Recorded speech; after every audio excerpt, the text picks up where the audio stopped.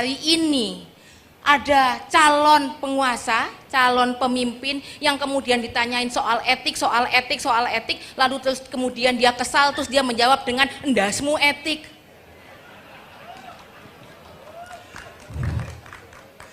Maka kita tahu bagaimana ia meletakkan harkat dan martabat bangsanya. Karena etika adalah soal menjaga harkat dan martabat bangsa ini. Bahkan orang-orang yang berlomba hari ini, kalau nggak ngaku keluarga, meskipun mungkin lupa dulu pernah menendang Gus Dur,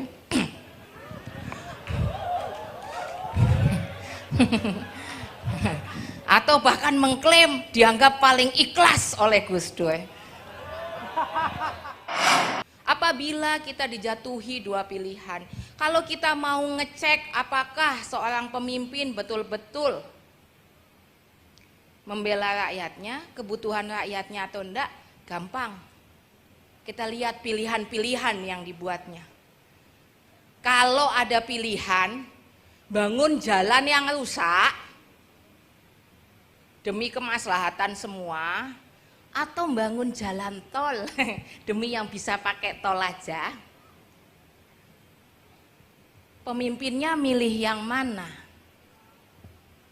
Kalau milih yang lebih suka bangun jalan tol di mana-mana, ya tidak heran. Kemudian kalau kekuasaannya inginnya semua lewat jalan tol, semuanya di bypass, semuanya harus terus-menerus lancar untuk kekuasaan berikutnya.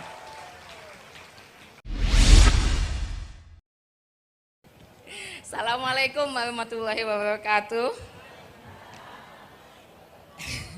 Bismillahirrahmanirrahim, walhamdulillah, wassalatu wassalam ala rasulillah Sayyidina Muhammad ibnu Abdillah wa ala alihi wa sobihi wa mantabil.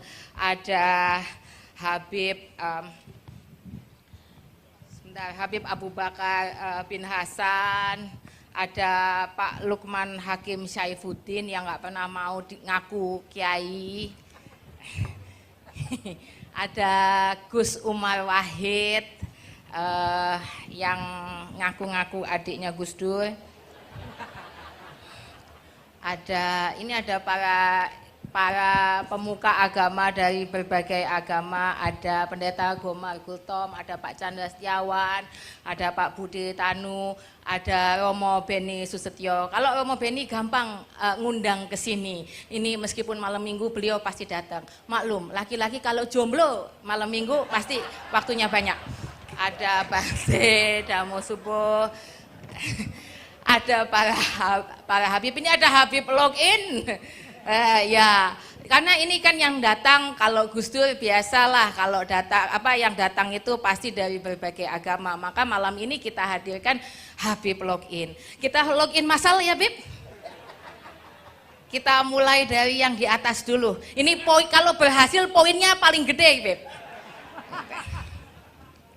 Nah, ada Pak Alwi Syihab, Pak Alwi. Ada, ini banyak sekali nih. Ada ibu-ibu muslimat dan ibu-ibu fatayat NU. Wow, langsung ini. Mudah dikenali. Bukan karena seragamnya, tapi karena bau minyak anginnya langsung kecil.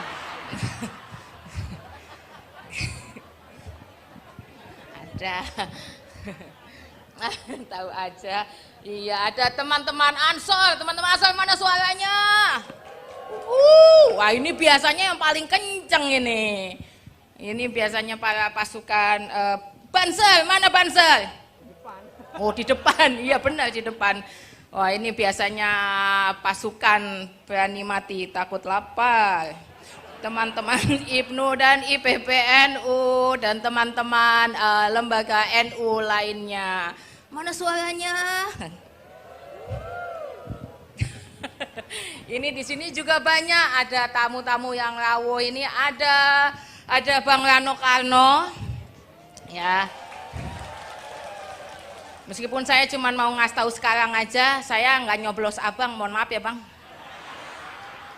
Bukan hanya karena saya nggak suka sama sikap abang ke Sarah, saya hashtag tim Sarah.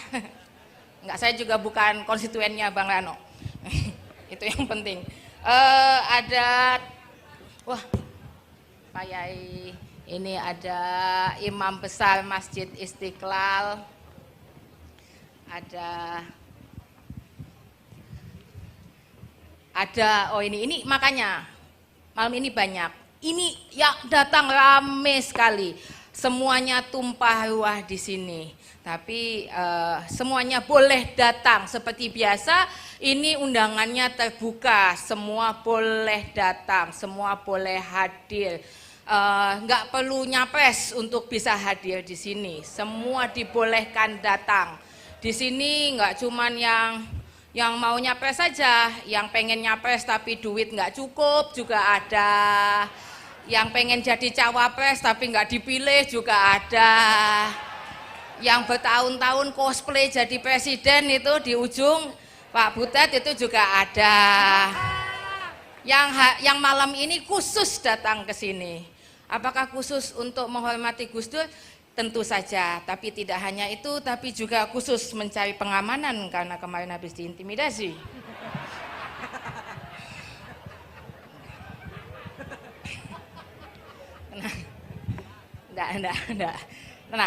Tenang. Hari ini saya tidak akan monolog sarung. Para kiai boleh tenang karena tidak akan saya nggak akan ngomong aneh-aneh tentang para kiai. Oh ya, hari ini juga ada tamu istimewa, nggak hanya tamu. Malam ini salah satu akan menjadi yang utama, Ibu Nyai Kalina Rahimah Supeli dari Pesantren Filsafat Triyakara. Tepuk tangan buat beliau. Beliau ini keilmuannya tinggi sekali soalnya. Tenang, hari ini saya nggak akan monolog jual sarung. Jadi para kiai nggak usah takut ditagih beli sarung, apalagi ditagih saya ngomong yang aneh-aneh. Saya juga nggak bakal stand up. Saya jadi nggak ada roastingan. Hari ini saya nggak akan ngomong yang bercanda-bercanda. Hari ini saya hanya akan ngomong yang benar. Benar-benar nyelekit. Enggak. Saya hanya akan ngomong yang benar. Saya juga hari ini nggak akan ngasih gimmick karena saya bukan capres. Meskipun saya gemoy.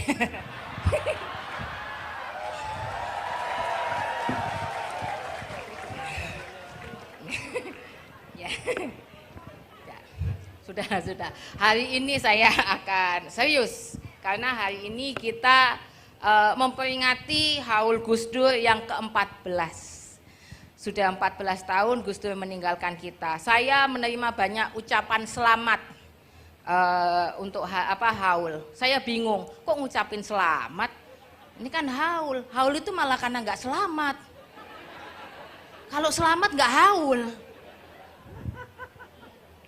Maaf dark joke. Para kiai sebenarnya pengen ketawa, tapi takut.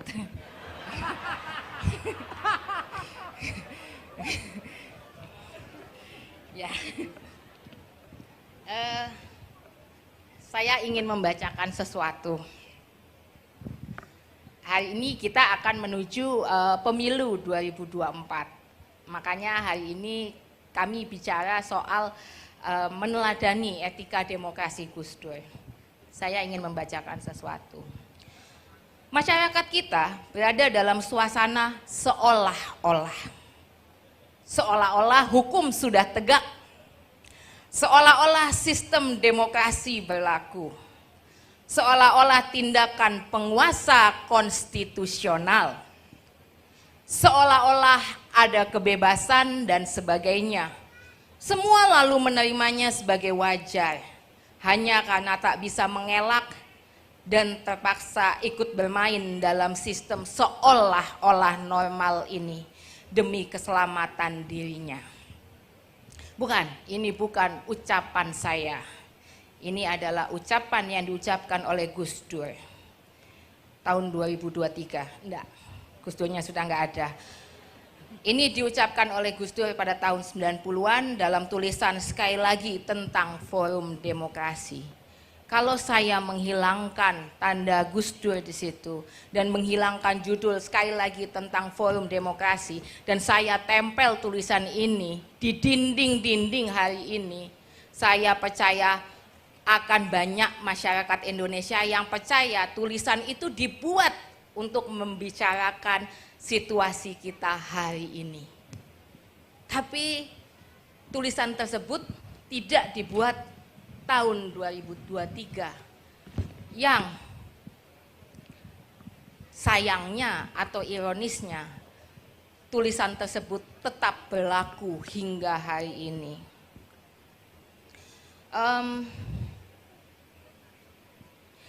Nah, pernyataan tadi adalah sikap kritis Gus Dur terhadap realitas praktik berdemokrasi di negara ini.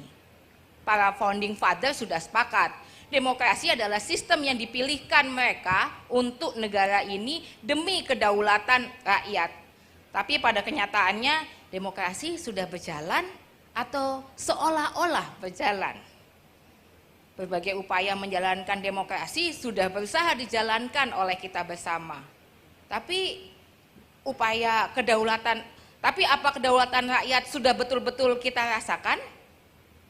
Atau setidaknya apakah kita sudah melihat jalan dan peta yang terang yang akan mengantarkan kita menuju kedaulatan rakyat itu? Demokrasi seringkali terpusat pada pembangunan, telah berhasil membangun infrastruktur perekonomian, tapi dengan cara menggusur kemanusiaan dan menciptakan ceruk ketimpangan. Demokrasi sejauh ini telah mempersenjatai negara untuk berhadapan dengan rakyatnya. Maka pantas jika Gus Dur melihatnya sebagai seolah-olah demokrasi karena kedaulatan rakyat sama sekali jauh panggang dari api. Demokrasi barangkali sistem yang gagal dalam praktek. Tapi Gus Dur melihatnya sebagai satu-satunya jalan untuk mengembalikan kedaulatan rakyat dari pembungkaman negara terhadap suara rakyat saat itu. Bahkan kekerasan negara terhadap warganya. Itu sebabnya pada periode 70, 80, 90, Gus Dur menjajakan gagasannya dari kampung ke kampung, dari kota ke kota, mengenalkan berbagai wacana yang menumbuhkan dinamika intelektual. Kita mengenal gerakan Gus Dur ini dalam bentuk lembaga-lembaga non-pemerintah, hingga gerakan-gerakan intelektual yang membuka wawasan, membongkar pembungkaman, dan meruntuhkan rezim yang secara otoriter mengangkangi kedaulatan rakyat. Apakah Gus Dur berhasil menawarkan gagasan demokrasinya? Untuk itu, untuk memahami apa yang sebenarnya diperjuangkan oleh Gus Dur, yuk kita lihat pertanyaan hari ini. Apabila situasi hari ini seperti apa yang dikatakan Gus Dur pada masa lalu sebenarnya apa sih kontribusi Gus Dur terhadap demokrasi? Kalau tadi Gus Dur bilang seolah-olah demokrasi, lalu demokrasinya yang seperti apa? Gus Dur beneran nggak sih demokratis atau cuman gimmick aja? Kalau yang lain ada yang gimmicknya selepet sarung, ada yang gimmicknya wudhu di TV, atau joget gemoy. Jangan-jangan demokrasi ini cuma jualannya Gus Dur aja. Kan lumayan dapat panggung. Coba kita tes. Betulkah itu yang dilakukan oleh Gus Dur? Lalu sebenarnya apa kontribusi Gus Dur terhadap demokrasi di Indonesia? Demokrasi seperti yang sudah dikatakan berulang kali adalah tujuan untuk mencapai kedaulatan rakyat. Gus Dur membela rakyat, bukan minta dibela rakyat. Hari ini saya sering bingung. Ada begitu banyak komen-komen saya bikin joke tentang paslon A. Wah, pendukung paslon B dan paslon C ngamuk-ngamuk ke saya. Saya bikin joke tentang paslon B, paslon A dan paslon C, ngamuk-ngamuk ke saya. Saya bikin joke tentang paslon C, pendukung yang A dan B, ngamuk-ngamuk ke saya. Padahal kan saya adil dan merata, saya roasting semua mereka seadil-adilnya. Hari ini kita membela kekuasaan sebegitu besarnya. Tapi apakah betul mereka akan membela kita? Apakah mereka akan membela rakyat? Kekuasaan Gus Dur digunakan untuk membela mereka yang tidak punya kekuasaan. Gus Dur memilih mundur dari kursi kekuasaan untuk kemaslahatan demokrasi dan orang-orang yang selama ini dibelanya. Orang akan bilang, hari ini saya bicara kayak gini, orang selalu bilang, yang muji-muji bapaknya terus, berlebihan memuji-muji ayahnya. Ya iyalah, wong ayah saya. Ya saya mau muji ayahnya dia, saya juga nggak kenal.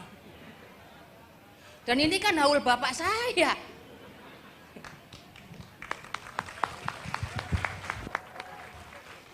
Tapi saya nggak mau muji-muji Gus Dur aja. Wong nyata kok Gus Dur itu gagal.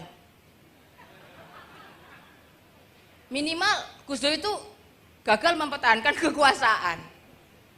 Dan maka itu pada 23 Juli 2001 Gus Dur tidak lagi berada di istana. Tapi yang perlu kita ingat saat itu adalah karena ada dua pilihan. Apabila kita dijatuhi dua pilihan, kalau kita mau ngecek apakah seorang pemimpin betul-betul membela rakyatnya, kebutuhan rakyatnya atau enggak, gampang. Kita lihat pilihan-pilihan yang dibuatnya. Kalau ada pilihan, bangun jalan yang rusak demi kemaslahatan semua, atau bangun jalan tol demi yang bisa pakai tol aja, pemimpinnya milih yang mana? Kalau milih yang lebih suka bangun jalan tol di mana-mana, ya tidak heran. Kemudian kalau kekuasaannya inginnya semua lewat jalan tol, semuanya di bypass, semuanya harus terus-menerus lancar untuk kekuasaan berikutnya.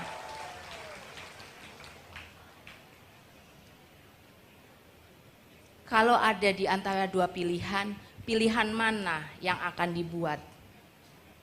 Itulah yang akan membedakan demokrasinya atau bukan, atau seolah-olah. Gus Dur 23 Juli 2001. Bisa saja semua perangkat kekuasaan ada di tangan Gus Dur. Gus Dur bisa dengan mudah meneruskan, melanjutkan kekuasaan. Karena saat itu Gus Dur tidak sedang berhadapan dengan masyarakat. Gus Dur tidak sedang berhadapan dengan rakyat. Gus Dur sedang berhadapan dengan para elit yang sedang berlomba-lomba mendapatkan kekuasaan. Maka pilihan mana? Apabila antara meneruskan kekuasaan atau berhenti demi kemaslahatan, mundur demi kemaslahatan, tapi itu yang dipilih, maka kita sudah tahu jawabannya. Yang mana yang seolah-olah.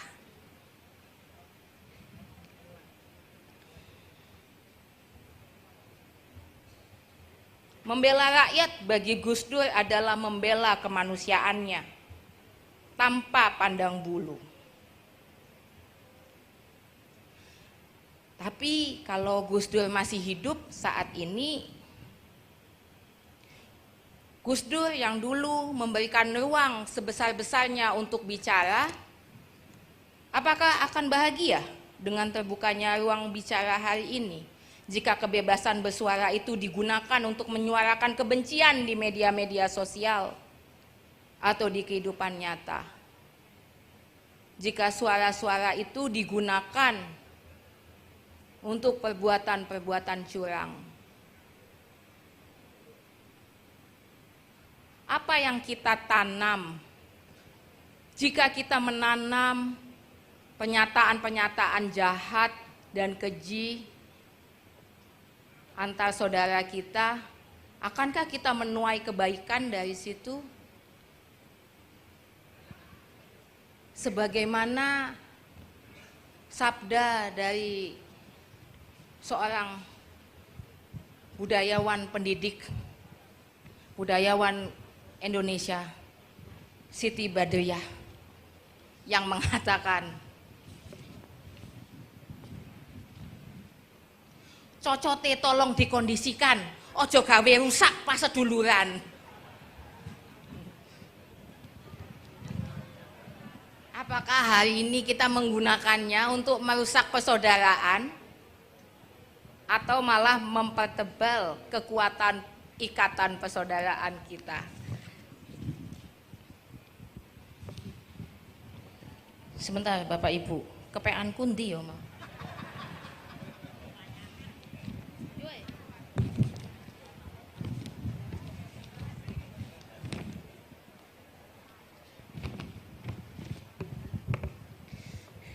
Dari jejak-jejak kontribusi Gus Dur tersebut, kita melihat benang merah, akhlak di dalam demokrasi. Dan itulah budaya etika yang coba dibangun oleh Gus Dur. Mengabaikan etika berarti mengabaikan kemanusiaan. Manusia memiliki harkat dan martabat karena kesadaran etisnya. Dan Sang Kholik telah mengamanahkan akhlak kepada kita manusia sebagai makhluk paripurnanya. Kita disebut dengan al-kholqu karena kita dibebani oleh akhlak, dan itulah etika. Jadi kalau hari ini ada calon penguasa, calon pemimpin yang kemudian ditanyain soal etik, lalu terus kemudian dia kesal, terus dia menjawab dengan endasmu etik.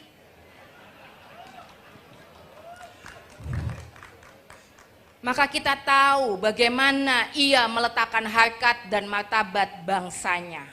Karena etika adalah soal menjaga harkat dan martabat bangsa ini.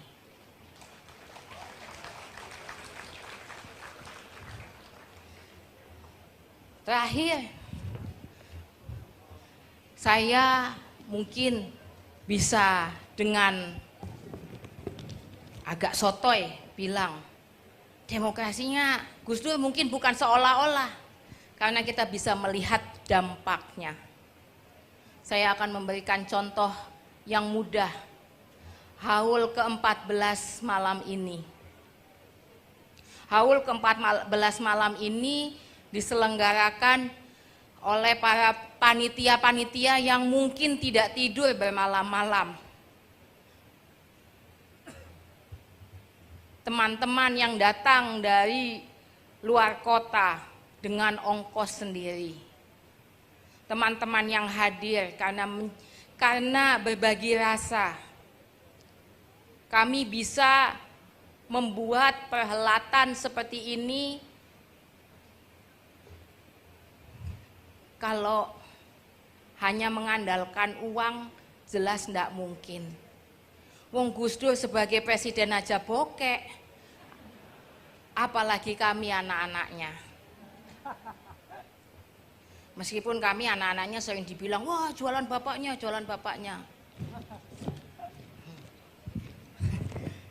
Tapi hasilnya nggak seberapa. Pengakuan yang biasa jual bapaknya. Karena bapak saya nggak bisa dijual di Shopee. Tapi jelas kami nggak mampu membayar teman-teman panitia, teman-teman sponsor, bahkan teman-teman pengisi acara yang seringkali datang ke sini itu hanya karena ditelepon, oh saya berangkat, tanpa dibayar. Itu pengisi acara Budayati langsung, hah? Hati aku nggak dibayar ini, gitu, langsung kaget.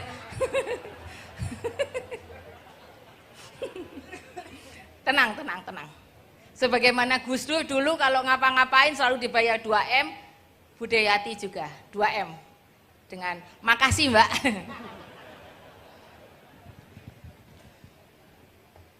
Tapi kami nggak akan mampu menyelenggarakan perhelatan ini kalau bukan karena kerja keras semuanya. Dan kami nggak mengiming-imingi apapun, karena kami nggak punya apapun. Mereka datang karena mereka merasa terdampak atas apa yang dilakukan oleh Gus Dur. Bapak Ibu datang karena merasakan apa yang dulu diperjuangkan oleh Gus Dur.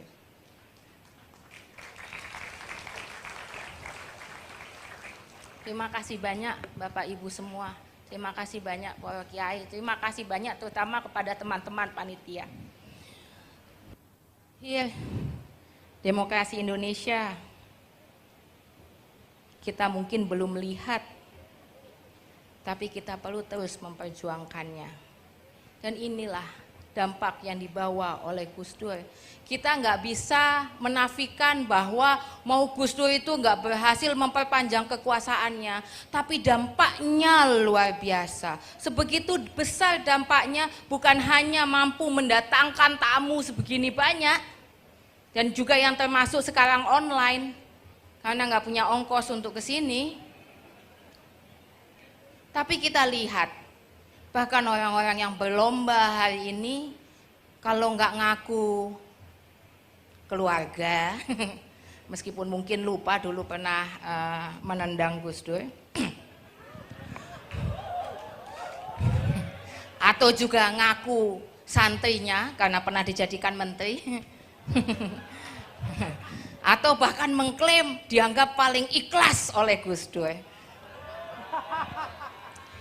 Tapi itulah dampak Gus Dur. Sayangnya hari ini kita banyak sekali melihat orang yang merasa Gus Dur, tapi tidak pernah benar-benar merasakan Gus Dur. Itu saja dari saya. Wassalamualaikum warahmatullahi wabarakatuh.